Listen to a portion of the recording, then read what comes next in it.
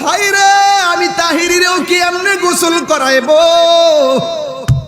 আমার মাথা থেকে বুঝি পাগড়িটা খুললা ফালাইবো, আমার শরীর থেকে বুঝি পাঞ্জাবি খুললা ফালাইবো,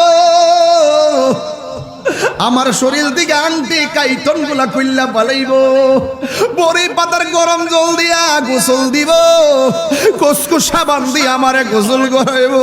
কত মায়া, মায়া রে মায়া। বাজারের দিকে আমার লড়লো, নতুন সাদা কাপড় আনবো, কত মায়া।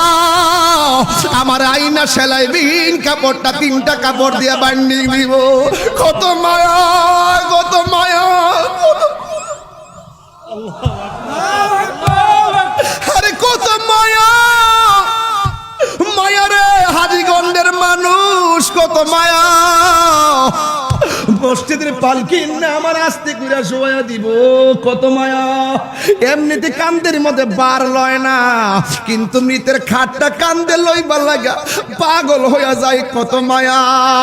ও বন্ধু, আমার নবী কয়, যারা লাশ কান্দের মধ্যে লইয়া 40টা কদম হাঁটবি, আমার আল্লাহ 40টা কবিরা গুনাহ মাফ করে দিবে। এত আদর কইরা আমারে কান্দে কইরা জানাজার মাঠে নিয়ে গেছে, এমন ভাবে আবার আতুর দিয়া লাইন ধরে মানুষ দাঁড়ায় গেছে, কত মায়া গো। এত মায়া কেন? আবার লাশটারে কবরে শোয়াইতে গেলে আস্তে করে হাতে দইরা কবরে মাটিতে নামায়, কত মায়া কেন? ওই যে আমি বলছিলাম, আল্লাহ কয় কুল বিফাদলিল্লাহি ওয়া বিরহমাতিহি